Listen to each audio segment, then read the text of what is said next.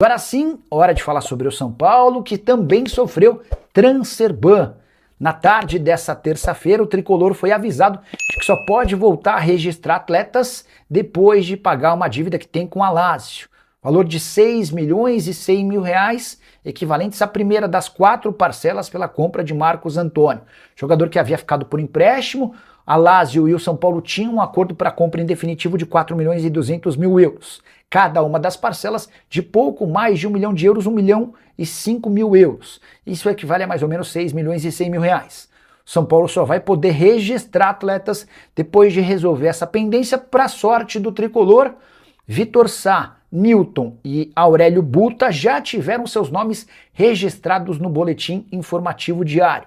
Dá para imaginar que o processo de inscrição do Domingos Duarte também já tenha sido aberto, até porque o zagueiro português, que está livre no mercado, já está desde semana passada em São Paulo. Então, precisamos aguardar para saber se o tricolor consegue confirmar o registro do Domingos Duarte antes da oficialização e da entrada em vigência dessa punição. Se não, Domingos Duarte só pode ser registrado após o pagamento dessa dívida com a Lazio. O tricolor se junta dessa maneira a Santos e Corinthians como clubes grandes de São Paulo com transfer bans, com punições contra si. Tenho contado para vocês há bastante tempo sobre as dificuldades do São Paulo com pagamentos de coisas básicas, como por exemplo, direitos de imagem, luvas e comissões à empresa. Informação importante, Carlos Vinícius, vice-artilheiro do Campeonato Brasileiro, já pode assinar um pré-contrato com qualquer clube do Brasil ou do exterior.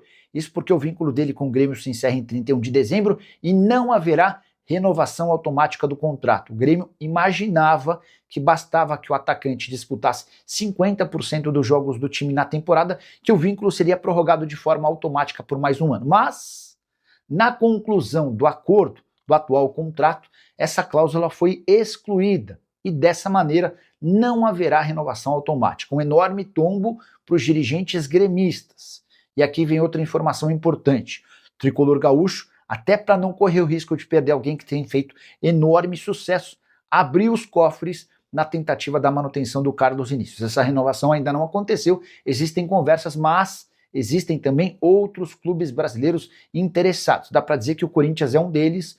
O Carlos Vinícius é torcedor do Corinthians e chegou a ser sugerido para o Timão nas últimas 3 janelas. O Corinthians sempre desconfiou da capacidade do atleta, o Grêmio foi o único a confiar e acreditar e oferecer 950 mil reais, seu salário atual. Importante contar que o Carlos Vinícius nesse ano soma 35 jogos com 18 gols e uma assistência, são 10 gols no Brasileirão. Ele foi ultrapassado pelo Pedro, que marcou 2 vezes contra a Chapecoense e foi para 12 gols marcados. Carlos Vinícius caberia no seu time de graça. Assina-se um pré-contrato agora e recebe o jogador a partir de janeiro do ano que vem. É natural que se ele ganha algo próximo a 1 milhão de reais mensais hoje, que ele peça pelo menos 1 milhão e meio, 1 milhão e 600 entre salários, direitos de imagem e luvas. Essa é uma observação importante. Centroavante de 31 anos de idade que tem feito enorme sucesso com a camisa do tricolor gaúcho. Use espaço para comentar e opine sobre o tema. Só não esquece de deixar like, de se inscrever no canal. E o São Paulo vai ou não contratar jogadores? Já foram 4 aquisições. Contei para vocês sobre Vitor Sá, atacante, Newton, volante, Domingos Duarte, zagueiro e Aurélio Buta, lateral direito. Ainda pode pintar mais alguém? Uma série de especulações nas redes sociais surgem a cada novo dia. Chegaram a dizer que o Alanzinho, meia que já foi do Palmeiras e estava em Portugal, livre no mercado, tem tratativas com o São Paulo. Não é verdade. Também afirmaram que o tricolor busca mais um volante e um zagueiro. Conversei antes de gravar esse vídeo com uma pessoa do departamento de futebol de São Paulo. E a posição do tricolor é clara. O São Paulo não pretende mais contratar atletas. Isso só vai mudar se o São Paulo perder algum jogador vendido, como por exemplo o Bobadilla. O tricolor espera por ofertas pelo volante paraguaio, ou então se surgir uma baita oportunidade de mercado. Alguém que chegaria de graça e muito barato e que tivesse avaliação positiva do técnico Dorival Júnior. Nesse momento, não há busca por reforços. O São Paulo passa por uma enorme crise financeira e precisa diminuir sua folha salarial, até por isso avançou para a liberação de graça de Tapia para o Columbus Crew. O atacante chileno, que tinha negociações já há alguns dias com o time americano, o São Paulo topou emprestá-lo sem custos e com a opção de compra de US$ 1,5 milhão. Agora resta que o Tapia se acerte do ponto de vista salarial com o Columbus Crew, se isso acontecer. Mais uma baixa no tricolor que vendeu ou liberou nos últimos dias, também por empréstimo com opção de compra, o zagueiro argentino Alan Franco. Tem uma pergunta aqui no chat, Hernando, o Marcelo Peixoto falou assim: André, o São Paulo cai para você? E o que explica essa crise? Ontem o São Paulo jogou no Cícero Marques de Souza, o estádio que o Red Bull Bragantino está mandando seus jogos enquanto o Nabi Abichedi está em reforma, com um público baixo também. 7 mil, acho que no máximo. No máximo 7 mil, acho que foi 6 mil e pouco, na verdade. Mas o que explica essa crise, Hernan? E São Paulo cai para você? Tem a pergunta do Marcelo Peixoto. Vamos lá, eu passei amanhã, nessa trajeto Curitiba-São Paulo, também falando com algumas pessoas do clube do São Paulo e falei com alguns atletas também. Assim, o que eu mais ouvi nas apurações, o que eu mais tenho escutado de jogadores, de pessoas que estão no dia a dia no CT e tal, que o momento do clube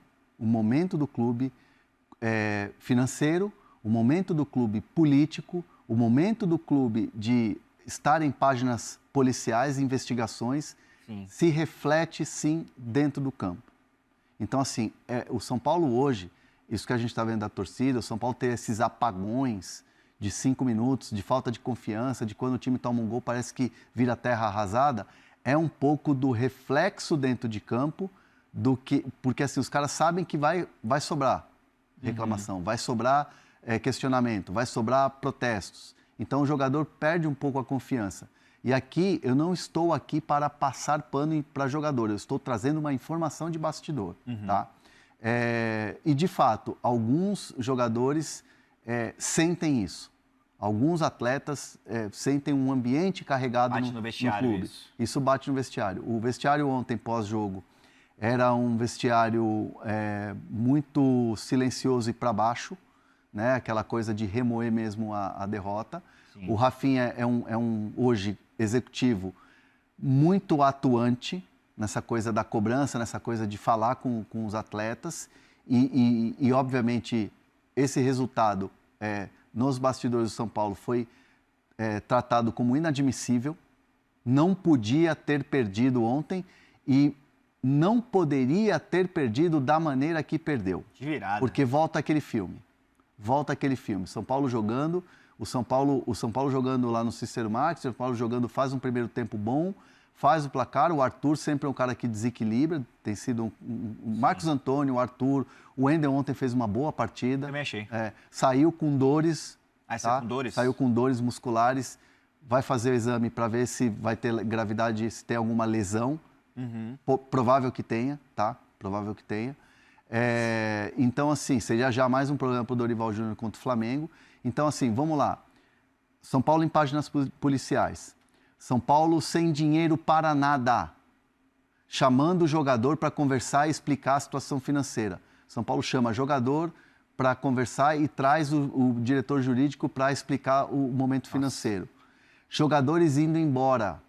O Alan Franco pediu para ir embora. 2 meses atrás, pediu para ir embora.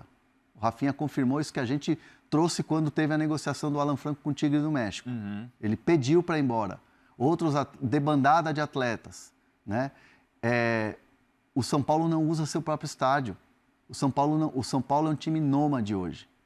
O São Paulo não joga em casa. Os caras estão acostumados a jogar no Morumbi, jogar com a torcida, mesmo com pressão. É diferente você jogar no seu estádio. Até para você se impor. Porque assim, jogar no Cícero Marques lá, jogar na Vila Belmiro, jogar no Brinco de Ouro da Princesa, é equilibrar muitas vezes para o adversário um campo neutro. Então assim, tudo que está acontecendo no São Paulo não é por acaso. É um reflexo do que acontece fora do campo. E aí a diretoria do São Paulo, em relação por exemplo, Dorival Júnior, há uma sinergia. Assim, a chance do Dorival Júnior largar o barco é 0. Não tem essa chance, então? 0. Mesmo com toda essa pressão? Chance 0. Dorival não vai largar o barco. Sim. O Dorival acredita que pode fazer o time jogar. Só que dentro de uma capacidade que é reduzida. Dentro de uma situação em que ele não tem muitas peças. São Paulo está contratando. Basta você ver aí o perfil de contratações, vou nem falar de nível, tá? Porque os caras ainda vão jogar e podem jogar bem. Sim. Mas estou falando de perfil de contratação.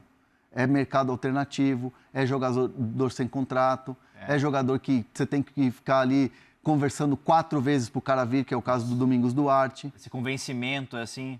O São Paulo, outra situação que deixa todo mundo internamente, isso, sem dúvida nenhuma, contamina o vestiário, transfer ban. O São Paulo toma um terceiro transfer ban, e aí, será que vai receber salário? Sabe que o que foi conversado vão honrar? Então, assim, o São Paulo hoje vive um momento em que tem que ligar o sinal de alerta e não tem que pensar. O torcedor de São Paulo não pode se iludir nesse momento e entendo que falta um pouco da diretoria vir a público e falar um pouco isso, no caso do Rafinha, o próprio presidente Massis, que tem feito alguns encontros com criadores e tal. O Rafinha deu uma longa entrevista para os amigos lá do GE, mas a questão é falar para o torcedor que o momento é muito delicado, o momento é muito difícil e assim, não dá para pensar, torcedor de São Paulo, não se iluda que o time vai ser campeão, que o time vai brigar lá nas cabeças, que o time vai fazer frente ao Palmeiras. O São Paulo hoje já é o 9º colocado, tem que olhar muito mais para baixo do que para cima. Sim. E principalmente... mas o São Paulo, o Dorival é muito bom de mata-mata, tal, não sei o quê. A Copa Sul-Americana é uma mini Libertadores. O São Paulo hoje não tem que olhar para títulos e nem vai olhar para títulos. Não, o torcedor de São Paulo tem que ficar preocupado com zona de rebaixamento. Você falou um nome interessante, ele está sendo ativo nos bastidores, mas eu confesso que há tempos que eu não ouvi falar sobre ele, o presidente Massis. Sim. O Rafinha, sim, sempre me parece ser um cara que participa, dá a cara, dá a entrevista, é ativo no vestiário. Mas eu confesso, não sei se eu estou errado, que faz tempo que eu não ouvi falar no nome do Massis. Se ele está participando das reuniões, está tentando se mexer. Massis é o presidente. Mas ele está ativo, ele é assim, ativo, continua sendo ativo. nas decisões. Entendi. A sua maneira, ele é ativo. Tanto que, assim, há uma ideia, isso aí não está confirmado ainda, mas existe esse papo de bastidor do Massis concorrer à presidência. A reeleição? Reeleição não, né? Porque não é uma reeleição, eleito, ele concorrer à presidência. Perfeito. Né? Dar uma continuidade naquilo que está fazendo. Sim. Então, assim, muita coisa precisa melhorar no São Paulo. E o reflexo de tudo que está acontecendo, vamos lá, de novo, reflexo do que está acontecendo hoje no São Paulo, de resultado ruim, de tomar gol de virada, apagão, de um time sem confiança, de um time que ainda está buscando entrosamento. Reflexo disso, notícias do São Paulo em página policial, você não ter o seu estádio, você tem que bater muito nessa tecla, você não ter dinheiro para nada e você toda hora tendo notícias que nunca foram notícias do dia a dia do São Paulo de transfer ban. Essa questão da página policial ainda pega muito, né? Cada dia tem uma notícia nova. É piada, né, cara? É piada. E aí é do estádio, São Paulo, que está numa situação ruim nos bastidores, não está bem financeiramente, que deveria ter sua torcida ao lado, manda um jogo no estádio que não tem esse apoio em massa.